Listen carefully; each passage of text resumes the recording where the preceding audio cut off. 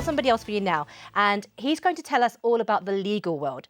And in particular, he is an associate at a firm called Mishcon Reya. He's passionate about the challenges that Muslims in particular face and South Asians. Welcome to the couch. Assalamu alaikum. Walaikum salam. And this is, of course, Arham Malik. Yes. Hi, nice to have you. Thank you so much for having Did you me. travel from very far at all? Not too far, it's about 40 minutes from Hornchurch. Oh, fantastic. Not too bad at all.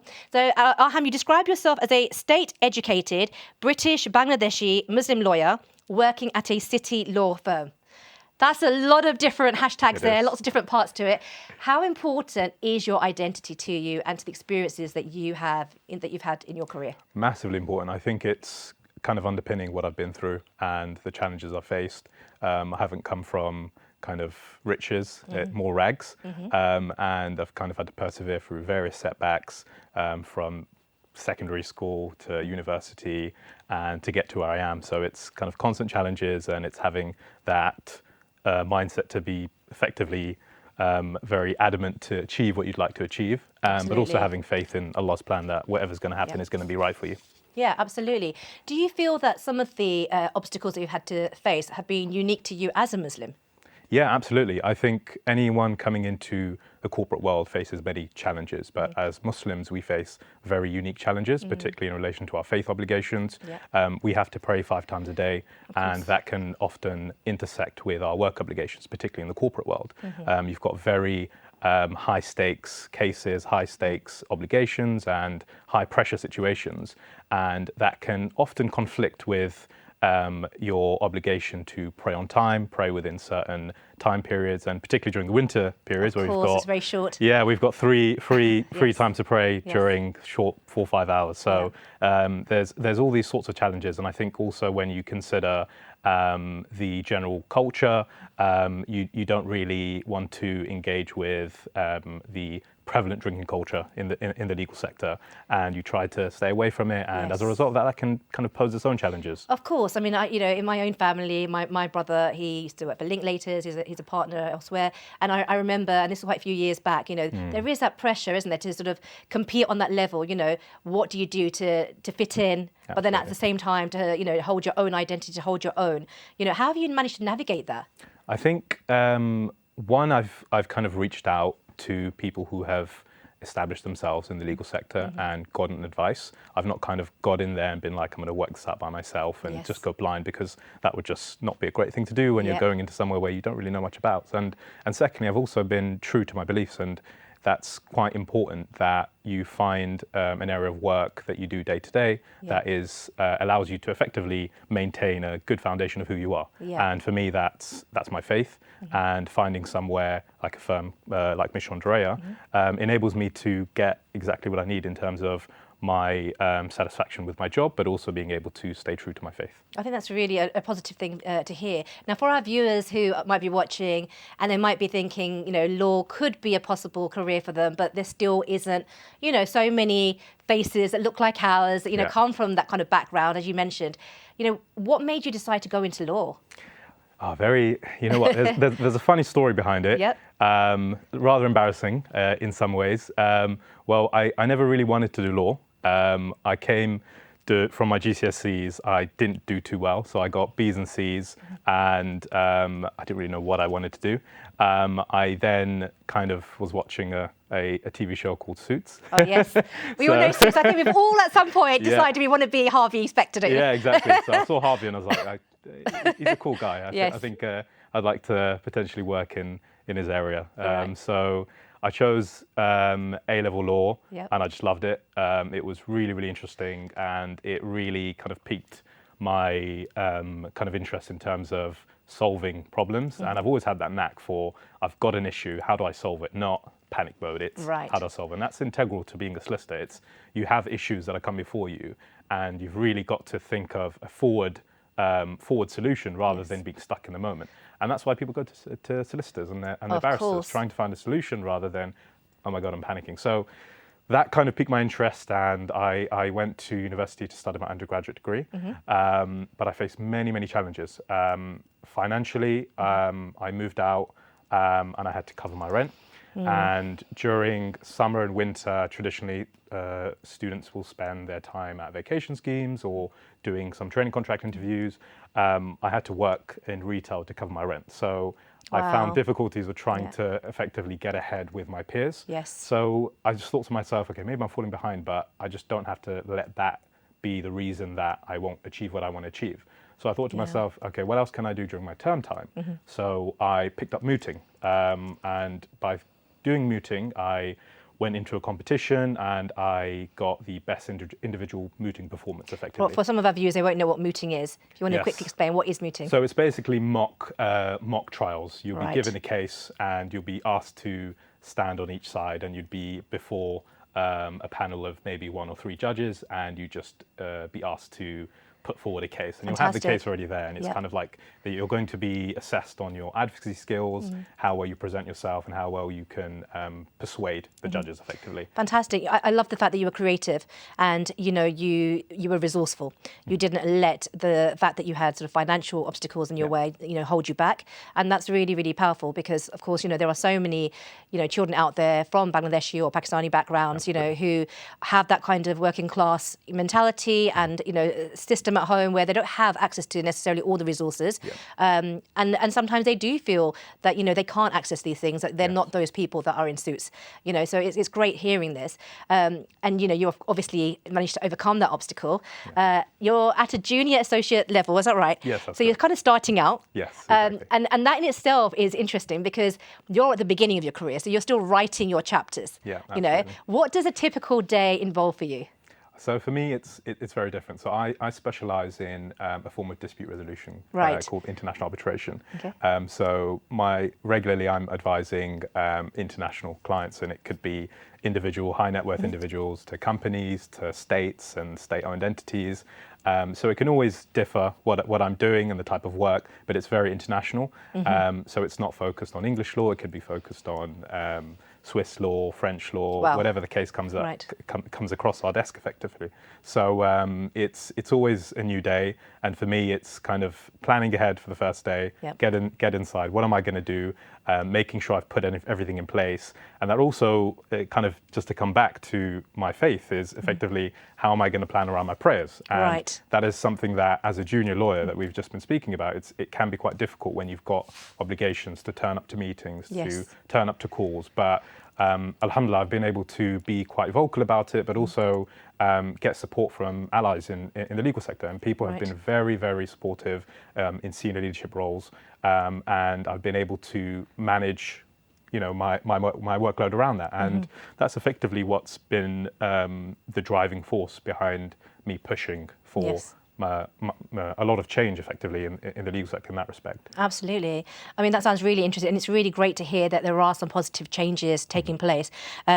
What would you say are the kind of qualities? I know you kind of mentioned it slightly earlier, but what kind of qualities, skills do you think are really integral to being a good solicitor?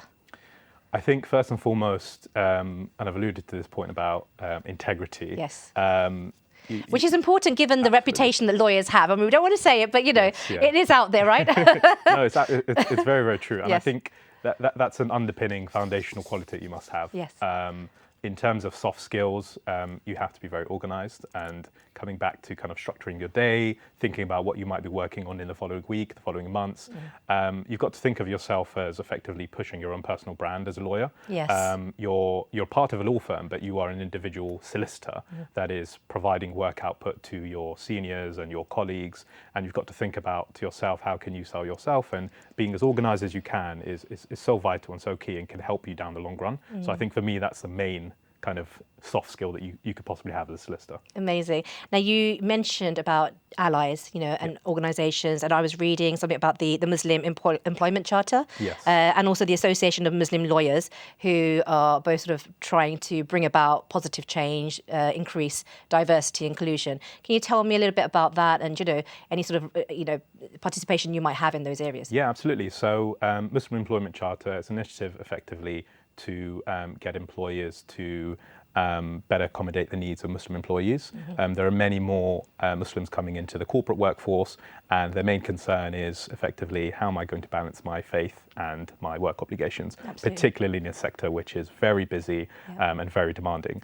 And Muslim Employment Charter is effectively trying to bridge that gap. And Waqas Hussain, who's the mind behind all this, he's a brilliant individual. I've met him many times, and he's put this forward through the standard that we effectively employers can adopt, which allows them to better accommodate needs of Muslim employees. That can include better prayer facilities and improving socials, for example, making them more inclusive. Will be less likely to turn up to a pub, for example. And it's just making maybe to a people restaurant more aware. where everyone can eat rather than having halal options, for example. It's about awareness, and I think things are now changing where, as Muslims are becoming more vocal and kind of explaining why we believe what we believe and why we need to do what we need to do, rather than being kind of shy about it. Yes. And I think I think you alluded to it before. And it's also a sense of it gives you an opportunity to give dawah in some ways as well, because you can start to really reflect and show the human side. And that's always not been shown in the past, obviously. So. Sounds fantastic. Now, there's so much to talk about. We've got loads to cover. But I have to ask you, what do you do for fun? Do you ever get to sort of balance things a little bit? Yeah, you know what? I say it's really fun. Some people might not agree. Right. But I'm a father. Yep. And that's what I spend the majority of my time doing. I'm a father and husband. Yes. I've got a young family, and any free time I get, I spend with my family. And we go out anywhere we can, eat out anywhere we can. And your son's 3, right? He is 3. Yeah, yes. They enjoy these years when they're young. They are the most fun, and they listen. Somewhat. Yes, this is a good time. Now, Arham, we have had this new part of our show where the guests come on and they write a question, and it's a random question for a guest that's going to be in a future show. Okay. Now, I think in the glass next to you is a piece of paper where somebody has written a question for you. This is a previous guest. Would you open that? Yeah, absolutely. And just read the question out? I can do so. I'm excited because even I don't know what it is. It's typed up. Then. Yeah. Okay. Oh, there we go. What was that moment in your life that changed your trajectory? Oh, okay. Ooh, so what was that moment in your life that changed your trajectory? Okay. I think what changed my trajectory... Does it say who wrote it, by the way? Yes, it does. Let me read it out, who was the guest? It was Dr. Akil Jagirdar. Dr. Akil Jagirdar. Okay, yes. Fantastic. Okay, go on. Okay, so I think for me, what changed my trajectory, so at university, I was kind of volunteering at the Kent Law Clinic, which is a pro bono institute providing free legal advice for vulnerable individuals. Right. At the time, I wasn't getting training contract applications. I was kind of getting rejection after rejection, and I was kind of not really getting anywhere. And I was kind of losing hope in whether or not I'd make it as a solicitor. Right. So I was working on a benefits claim for an elderly lady. Yep. And it really reignited my passion for law. Because ultimately we got the result that we needed. We got backdated benefits for her. And it was such a massive impact on her life. And I realized the impact that I could make as a solicitor, just fighting for someone's corner. And I think that's effectively what people need and what they ask for from legal representation, someone to fight their corner. And for me, that just reignited that flame that I potentially was losing. Yes. So alhamdulillah, that was, I think, the main changing point for me at a turning point for you, wasn't it? Yeah, definitely. Yeah, and it's great. I mean, when you see the direct impact and, you see the faces behind that and what they benefit from it, it's a completely different feeling, isn't it? Yeah. So, it brings a human to it, which is important, I think, for any kind of job satisfaction, really. Right, so I'm going to ask you, if you wouldn't mind. Absolutely. I'm going to show a video of Bangladesh, and you can watch this with me. But while we're watching this, if you maybe have a little think of a question that you've got it for a future guest. You know nothing about the future guest, but if you can, that's why that clipboard is there and a pen. I've put it there for you already. But share your eyes with me for a moment, because I've got a brilliant video I'm going to share with all of you guys. Actually, this is one of my favorite parts of the show. I love finding clips of Bangladesh that just really showcase its beauty, and this one is stunning. It's on Sirmangal, and have a little look, see what you think.